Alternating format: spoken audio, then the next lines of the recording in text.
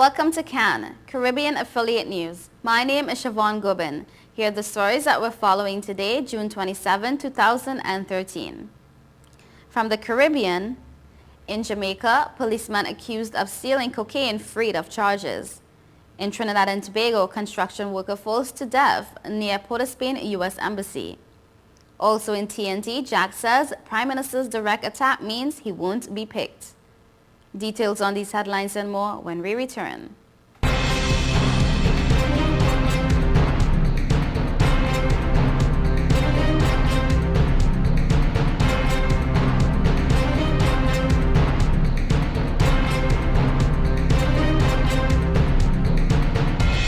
Stop the music! It's week 2 of our used car blowout month, and this week it's guaranteed credit approval. If we can't show you how to get approved, that car is on us. Log on now. GrecoAuto.com.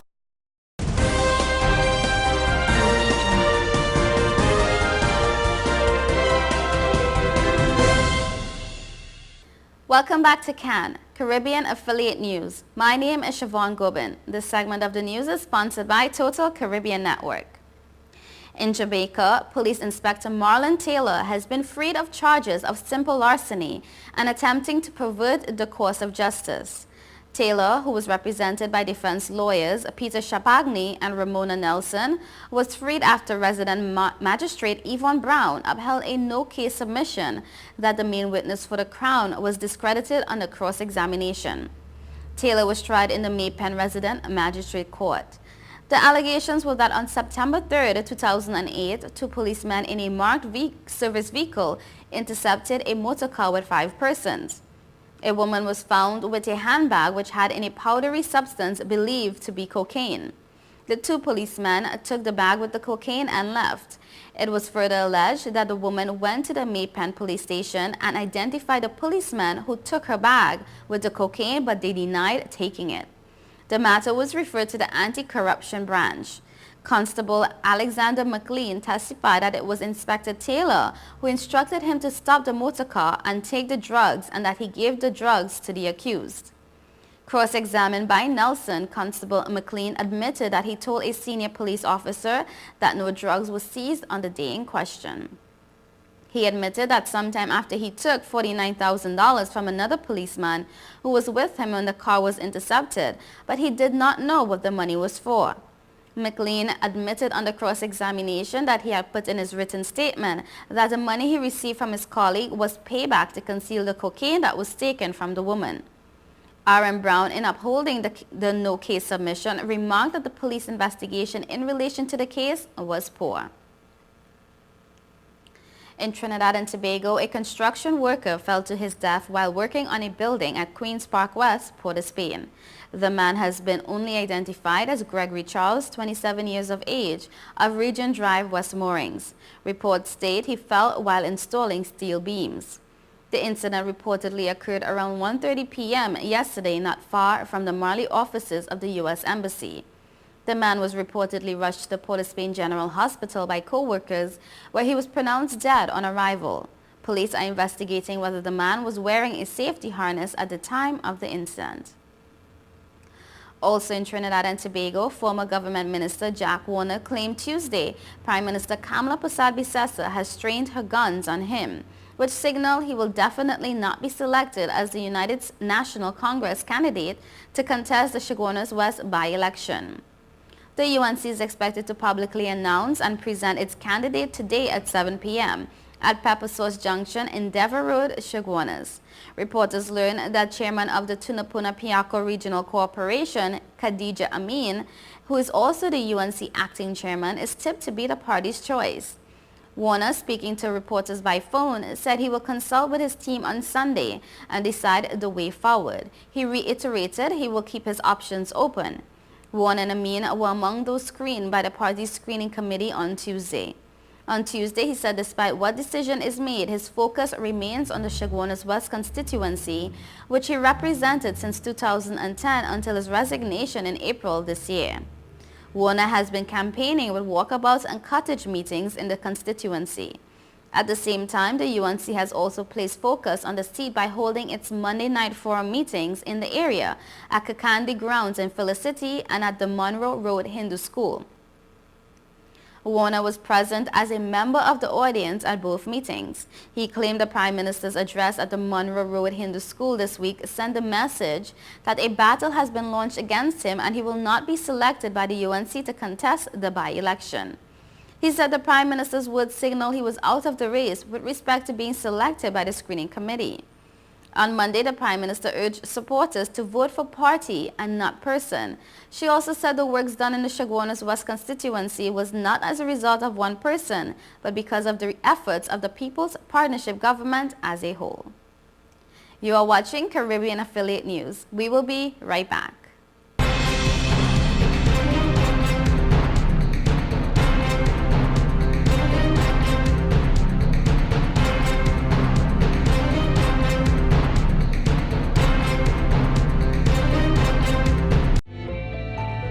5 million customers use Leica Mobile for affordable international mobile calls, connecting over 2.5 million mobile calls daily, helping our customers stay in touch with their loved ones, whether they be in Asia, Africa, Europe, or the rest of the world. Every 5 seconds, a new Leica Mobile customer joins our growing family, helping you to make affordable international calls across the world. Leica Mobile. Call the world for less.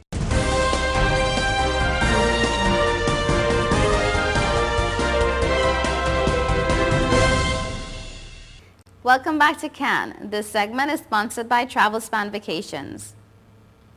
American Airlines has announced the launch of a new code-share agreement with St. Croix-based Seabourn Airlines, providing customers access to 6 destinations in the Caribbean out of San Juan, Puerto Rico. The code-share agreement allows American to place its code on Seabourn's flights between San Juan and Dominica, Fort-de-France, Martinique, Pointe-à-Pitre, Guadeloupe, Tortola, British Virgin Islands, Vieques, Puerto Rico, and Virgin Gorda, British Virgin Islands. Customers can now book travel on the code-share flights for travel beginning June 27, 2013. And I quote, "American is committed to providing our customers with easy and convenient access to destinations around the globe," said Kurt Stash, American's Vice President Strategic Alliances. This new code-share relationship with Seabourn affirms that commitment by expanding our global network to include more travel options to the Caribbean, he says. This agreement is indicative of the quality of our people and our airline, said Gary Foss, president of Seabourn. "We couldn't be more delighted to be launching a code-share agreement with American Airlines and look forward to serving its needs in the region for years to come." Seabourn has been providing inter-island service to the Virgin Islands and surrounding Caribbean destinations for more than 20 years, and its non-stop service from San Juan's Luis Munoz Marin International Airport provides customers with easy access to some of the Caribbean's premier destinations. Caribbean credit union officials began a 4-day meeting in Panama on Saturday amidst concerns that the regional movement has reached a plateau and there is need for new products to entice the younger population. President of the Caribbean Confederation of Credit Unions, Yvonne Rigard Harris, told more than 500 delegates from as far north as the United States that there was also need to increase membership and make the movement more technologically advanced. And I quote, "Our movement within the Caribbean has reached a plateau. We need to increase our membership and our share of the loans and savings market and make a concerted effort to be relevant to and attract younger members, especially in the boardroom. In order to do so, we need to provide technologically based service delivery channels such as internet banking and mobile banking, which will attract this group. Importantly, we need to ensure that all our members, especially the younger members, are schooled in the philosophy and values of the cooperative business model," she told the delegates attending the 56th Annual International Convention and the 42nd Annual General Meeting of the regional grouping. The Jamaican-born CCCU president said that the movement also needed to provide its members not just with basic loans and saving products, but with other value-added products and services, which will ensure that we become a true financial partner to our members, she says. She warned that if a credit union is unable to to provide its members with an array of financial services, then it can consider either collaborating with another or merging with credit unions to ensure that its members' financial needs are met. Asia Pacific Investment House has successfully completed its round 1 funding for resort development Paradise Haven in Nevis, raising its $50 million target.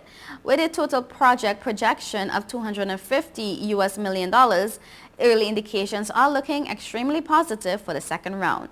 Supporting the government tourism development program, upwards of 1,000 local jobs will be created, providing crucial sustainable employment.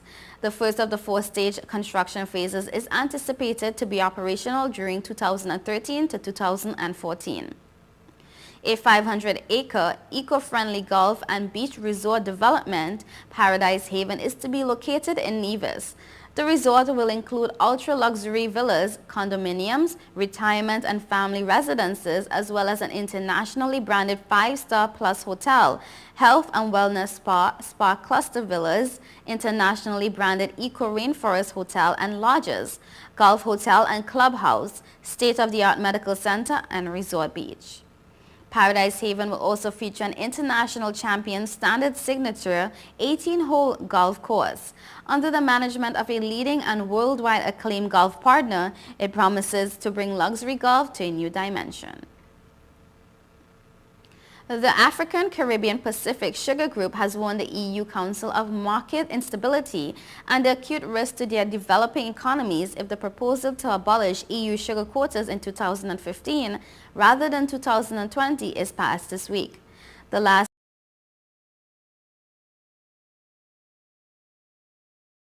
closed today in Brussels. At the ACP-EU Joint Parliamentary Assembly last week, ACP countries also expressed serious concerns at the lack of clarity from the European Commission on what market tools will replace the quota system in regulating the market and safeguarding public interests, which were the main grounds for its setup in the first place. On behalf of the ACP sugar-producing states, the Minister of Agro-Industry and Food Security of Mauritius, Satya Fagu, called on EU Ministers of Agriculture for adequate time to restructure ACP sugar industries with a view to being more competitive by 2020.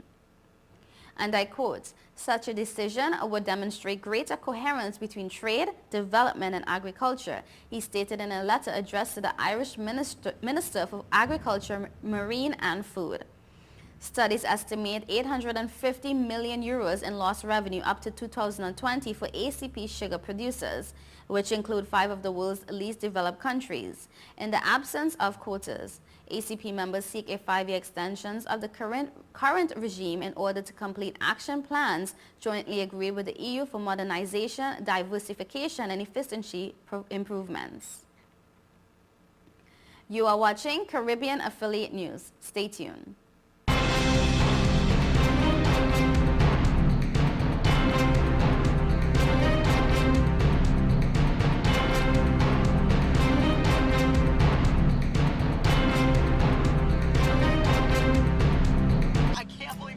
Take your car out. This is awesome. It's time to grow up. You're crazy. Little wildflower. Go faster. Stop. It'll all be alright. I raised my son to be careful, Hey, sweetie. Hey, Mom. but just to be safe, So don't you worry. I got a Subaru. Love.